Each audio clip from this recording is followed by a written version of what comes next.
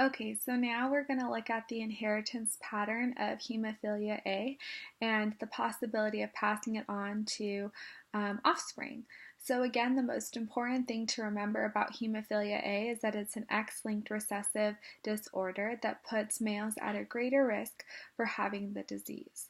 So here are two examples of how X-linked recessive inheritance works. So let's start with the image on the left where the father is the affected individual. He has hemophilia, and the mother is unaffected and is not a carrier.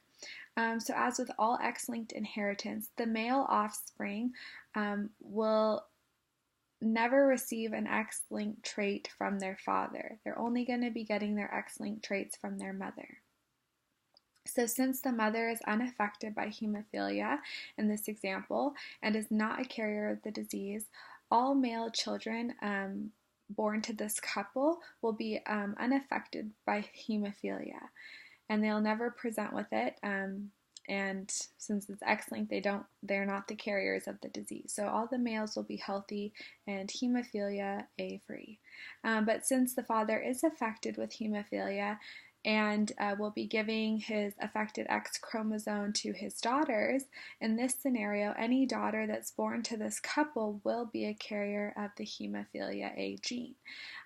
So none of this couple's children will be affected by the disease or the disorder of hemophilia A, but all daughters will be carriers of the disease, and all sons will be free from hemophilia. Now, the example on the right, we have an unaffected father and a carrier mother. So their offspring, their males will be at risk, 50% chance of getting the disease, and females will have a 50% chance of becoming a carrier of the disease.